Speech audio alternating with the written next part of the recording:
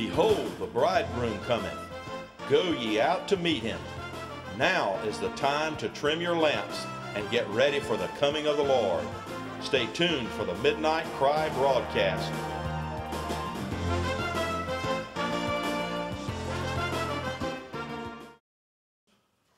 You got so many folks that think they're born a certain way. You got demons who are cultivating people to make a home in them. Let's just get real about it. Let's just tell the truth. You get a demon who's got all kinds of wicked, perverse, whatever it is, stuff going on in his nature, and he's going to find somebody to express that through. He's got to build a home. He can't just walk in. He's got to get your cooperation. But the thing is, he blinds people to the real source. They think the thoughts are just arising out of them, their own brains. And guess what? Our culture is divorcing us from God. Doesn't that all work out nice for him? All of a sudden, you are an evolved animal, evolved somehow magically from pond scum, which somehow came from who knows what. Lord have mercy. I'll tell you, if people go down the road, the blindness is incredible. But you got somebody who thinks that they're just an animal. There is no accountability to anybody. And I have this desire, what could be wrong with my pursuing what I feel and what I want? There's a logic to that, isn't there? You can see how the devil has woven his lie and packaged it in such a way that it sounds totally reasonable. But then again, of course, you've got some people who are homicidal maniacs. Well, they're just damaged. You know, we got to fix them or put them away or do something. Man, you could go in so many directions with some of this stuff. It's just unbelievable what the devil has spawned in our world by this kind of philosophy. You got Hitler on the one hand, who was trying to perfect the race by eliminating millions and millions of people he considered to be inferior. What was driving all that? Evolutionism. He believed in atheistic evolutionism, that we're going to perfect the race. Communists have done the same thing. All these other philosophies that are in liberalism and progressivism, it's all comes out of the same fountain. We're going to fix the race. But I tell you, we've got wicked spirits. And here's what Jesus is getting at. He goes to an arid place. He hasn't got a home right now. He's homeless and miserable. So what does he do? He says, then it says, I will return to the house I left. So he goes back. When it arrives, it finds the house unoccupied, swept clean and put in order. See, that was a picture of an individual who maybe reformed and cleaned up a little bit on the outside, took on a little bit of religion. It was a picture of the nation of Israel that God had brought into a place of knowledge of some truth and blessing, but they never really came in touch with God, not as a nation. And this individual, Jesus, never came in. It's not enough to get the devils out. If you're not serving Jesus, if he is not resident Lord in your life, you are part of the kingdom of darkness. I don't care how respectable you are in society. That is the kingdom you are a part of. It's as simple as that. That's the kind of stuff I'm not seeing in any of the commentary about all of this. God's people need to know. We don't need to pussyfoot around the truth. So then it goes and takes with it 7 other spirits. They weren't shy about talking about such things as this. It was real.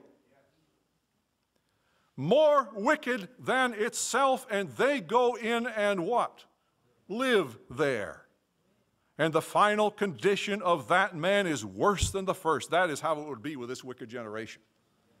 So you see there's 2 levels here, but you see the condition of somebody who takes on a little bit of religion but doesn't ever open his heart and let Jesus come to live and reign. He has no defense. All the devil has to do is to come and to appeal to some aspect of your selfish nature. And he will lead you right down the pathway to destruction. And the thing is, his appeal, we think about such obvious things as, murder and sexual deviancy and 1,001 other, somebody who's just a homicidal maniac or somebody who is a drug addict or a hopeless alcoholic or something that's really obvious to everybody. We think, oh, that's what it's like, or it's insanity. It's like the legion in the Bible. Well, if devils ever get in, we'll know it because they'll act absolutely crazy. They'll be out of their mind and we'll have to lock them up someplace. There are as many different kinds of devils as there are people. And not every devil is geared to man's base nature in that sense. And Satan rebelled against God. He didn't say, man, I want to get in the gutter. He said, I want to be like God. I will I'll dwell in the high place. I'm going to be Mr. Big. You don't think there are spirits that provoke people to pride, to greed, to lust for power, to every kind of high thing, to religion? Every sort of thing that is other than Jesus Christ living and reigning that comes out of our nature. There are demons that take over people's lives and provoke them to seek those things. Yeah, you could examine somebody like Adam Lanza. It's pretty obvious, but you could go into the halls of our government today. And if God pulled the veil back, you would see demons in high places ruling over this nation. You go back to Daniel, you listen to the man pray, and then an angel comes 21 days later and said, from the day you set your heart to pray, God heard you, and I was sent. So what was he doing for 21 days? The prince of Persia withstood me. And Michael came and helped me, and we fought, and here I am. You don't think this world is ruled over by wicked spirits that are part of Satan's kingdom? You don't think the human race is being herded blindly into a world where Satan enthrones himself over mankind? And you don't get it. You don't know why things happen. Well, I'll tell you what, we need to wake up and realize what's going on. You got all kinds of spirits you can just see in the scriptures. You got the one that drove the man crazy and he lived out in the tombs. But you got others that were spirits of infirmity. You got others that caused blindness. You got others that caused all kinds of other things. Spirits of lust are extremely common. And every one of them affects and just takes over people's lives by cultivating their natural desires. They're dragged away by their own lusts and desires. And Satan makes a home in their lives. I'll tell you what. Now I'll go back to this. It sounds like a pretty hopeless situation, doesn't it? The whole world is helplessly under the power of Satan. Well, that means we're not responsible. Yeah, but God has not left man to himself. God has not left us without a door of hope. From the beginning, God has reached out in love and mercy to enlighten, to pull people out of this darkness. And he sent his own Son into the midst of this wicked world ruled over by spirits. And they, in their blindness, crucified him, thinking they were winning the battle, and all they did was fulfill God's plan and purpose. That he would take our guilt upon himself and carry it to that cross and carry it into the grave and open a door of hope for everyone. And all those demons in hell that rule over this planet were just they were partying. Man, they were having a big time, but Jesus rose from that dead and he defeated every devil. Death itself had no power over him. All hell had no power over him. He rose up and he rules and he reigns. And they couldn't even keep him on the planet, could they? The time came, he rose up, and the Word tells us that he sits at a throne. He reigns and he rules. And of course the devil's going to whisper to somebody, well, if he reigns and rules, why does all the bad stuff happen?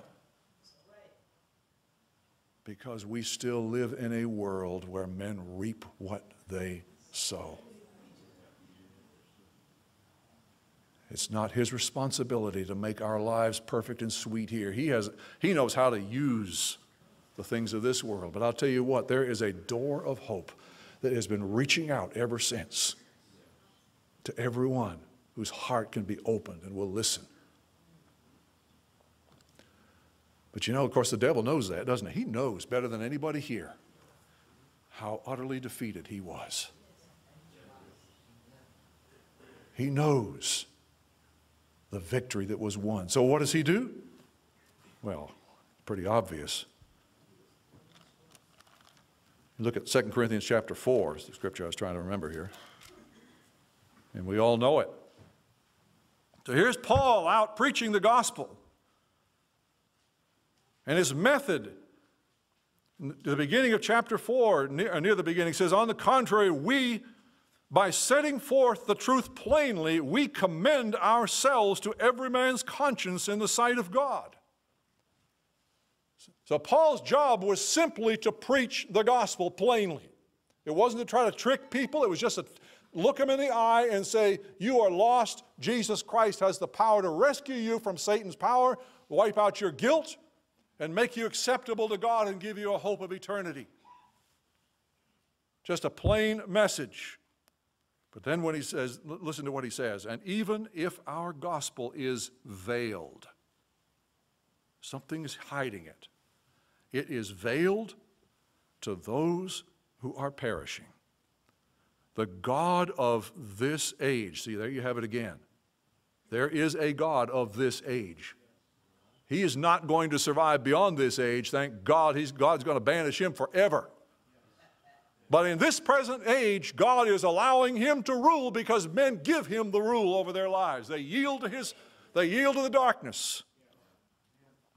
And the result is that they are blind. It says, the God of this world has blinded the minds of unbelievers so that they cannot see the light of the gospel of the glory of Christ, who is the image of God. So that's Satan's business. You wonder why we see such an angry resistance and condemnation and suppression of Christianity in the world today. And I realize a lot of it's, not worth anything. But I'll tell you, they don't want to hear the name of Christ. They want to banish him from anybody, from every place on the planet, if they could. If the devil could step in right now and kill every Christian and banish the name of Christ, he would do it. He would do it. Thank God, God is overriding him for the fulfillment of his purpose. That's what gives me hope this morning. You can listen to all of this and be afraid. That's not what God wants, but he sure does want us to understand when we turn on the news and we see all the incredibly ugly, wicked, vile things that happen every day in our world. And you just see that the devils have just taken over somebody's life. The Revelation 12 tells us about the victory of the cross, and it tells us how it warns the inhabitants of the earth. Woe to you! The devil has come down to you, having great wrath. Why? He knows he has a short time. The cross put an absolute limit on all that he is able to do. Well, if that was true then, what do you think is true now? You think the devil has an inkling that time is moving along and that his time is running out? Do you sense the anger in the world today? You see somebody like Adam lash out and do what he did, but I mean, it's there. Then you turn around and some of these liberal pundits who try to sort it all out, they get angry. There's just anger. The devil is just trying to do all the damage he can while he can. Man, we need to be on the Lord's side 100% in this hour. So where is the condemnation? Jesus tells us, doesn't he? John chapter 3. What's going on? John chapter 3. You know, we have the wonderful verse, for God so loved the world that he gave his one and only Son, that whoever believes in him shall not perish, but have eternal life. For God did not send his Son into the world to condemn the world, but to save the world through him. Whoever believes in him is not condemned, but whoever does not believe. And this is not just ignorance here, this is refusal to believe. You can see from the context, whoever does not believe stands condemned already, because he has not believed in the name of God's one and only Son. This is the verdict. Light has come into the world, but men loved darkness instead of light, because their deeds were evil. That's what's going on. It's not that men don't have light, it's that they absolutely harden their hearts against the light that they do have. And the result of that is not good, is it? Everyone who does evil hates the light and will not come into the light.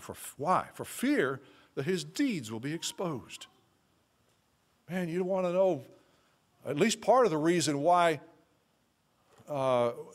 Christianity is so, there's such a lack of tolerance of it. People don't want to hear anything that suggests that they're responsible, that they're guilty, that there's anything wrong with them. You know, we live in a world that is supposedly preaching tolerance of everybody, unless you happen to be a Christian. They feel perfectly justified in being murderously intolerant at times of Christians. And it's murderous in many parts of the world right now. We may get there here. God will be with his people, though. There's nothing ever going to happen that takes him by surprise, that overpowers his plan. Thank God. We're safe in his hands regardless of what the circumstances are. But that's the world that we live in. There's kids growing up today that have no idea what it was like in the days of even the Brady Bunch, let alone, you know, go back before that. You know, I happened to see an old episode of the Brady Bunch. You know, what a contrast. Lord have mercy. And that was pretty modern compared to Father Knows Best, you know, when I was growing up. It at least reflected the values that we professed to have as a culture. Family was valued. But you know, the folks that want to take over the world and destroy our society, that's one of the things they've attacked. They have attacked deliberately the family. They recognize that that is the bulwark of God's plan for an orderly society that transmits values to the next generation. Tear it down. Encourage people to live together without marriage. Get men to marry men and women to, you know, it goes on and on and on. Anything that will destroy the family. Let's get women to rise up and declare themselves to be victims and oppressed and throw off the shackles of male domination. Good Lord. It just goes on and on and on. You think these things have just happened? There are men who have sat around in conferences and rooms and planned these things. Where did they get their inspiration from? It comes from Lucifer. We might as well stand up and tell the truth. And there has been an absolute organized campaign by people inspired of Satan to destroy the morals of this country. How do they do it? All they have to do is get a hold of Hollywood. All they have to do is get a hold of TV. And you look at I've lived long enough, and some of you live longer than I have, to see the progression where there was a degree of innocence. When I was growing up, there ain't no more. The dirtier the better. The uglier the better. There's no theme that's really off limit. If there are people out there today would do anything if they could get away with it. They hate everything about what this culture has ever stood for. You know, that's where there is some truth in people observing how we've moved away from God. This nation has had a lot of warts, a lot of things wrong with it. Certainly been far from perfect, but I'll tell you, in the beginning, there was, and I believe God sat in on those conferences that devised our Constitution and our way of life. But there were foundational beliefs in that time that there was a God. That was known, that was a fact, considered to be a fact by everybody. It was also considered to be a fact that there was a moral law. There was a moral order to the universe. Man didn't get to make up his own rules. If we wanted to enjoy the blessings of liberty, which the phrase exists in some of the early documents, to secure for ourselves the blessings of liberty, if we're going to have any of that, we're going to have to be ruled by laws and not men. And the laws that we're going to choose are going to have to conform to that law. That was taught in law schools, the principle of divine law, for a while. The devil said, boy, I better do something about this. We've got a system here that is absolutely geared against me. I got to do something. But do you know, who was it? Charles Finney was a lawyer before he was a preacher. And I remember reading his autobiography, I guess, memoirs, whatever you want to call it. And he talked about a period of time when he was in a certain city and he held a series of lectures to lawyers. And because of their belief, they understood certain bedrock things. He was able logically, starting from that belief that everybody shared, that there was a God and a moral order, he was able to prove the Bible and the gospel. Logically, to lawyers. Try that today. The devil has gotten hold of the universities, the education system. Every aspect of our society has been strangled. The public education, the values that they're teaching in public education. They're probably not as bad in North Carolina as they are where I grew up, in Massachusetts, in New York. But I'll tell you what, it's absolutely, the devil has deliberately just taken over our culture and driven it away from the moorings, away from anything. What we're seeing, the simple thing like prayer in the public schools, you know, my God, if we sat there, if we recited that prayer every day in public school, you think that'd stop everything? Those are symptoms. Those are symptoms of a nation that has made choices, and we have made a choice in this nation to reject God. I don't care what you say. A majority of our country has rejected God and rejected everything He stands for. And I mean, I know there's people that say, well, we got to do this, we got to do that. Well, I don't think I see any stops between here and disaster myself. I don't want to be just, you know, negative. I want to be realistic, though. Because there's another dimension that we've got to remember. We're not just living in a world that's going to go on and on. We are living within a world that has an end. It has an expiration date that God has already set. Now, he didn't explain that to the Mayans or to some of these would-be date-setter preachers. At least He didn't give them the date. But I'll tell you, there is an expiration date. There is a plan that is wrapping up.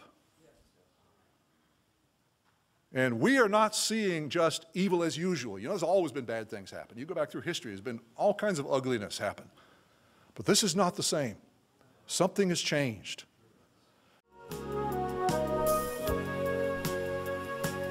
This has been the Midnight Cry broadcast. If you would like a DVD or a CD of today's message in its entirety, please request it by program number. DVDs are $10 and CDs are $5. And for those who request it, we will send you our quarterly publication, The Midnight Cry Messenger, free and postage paid.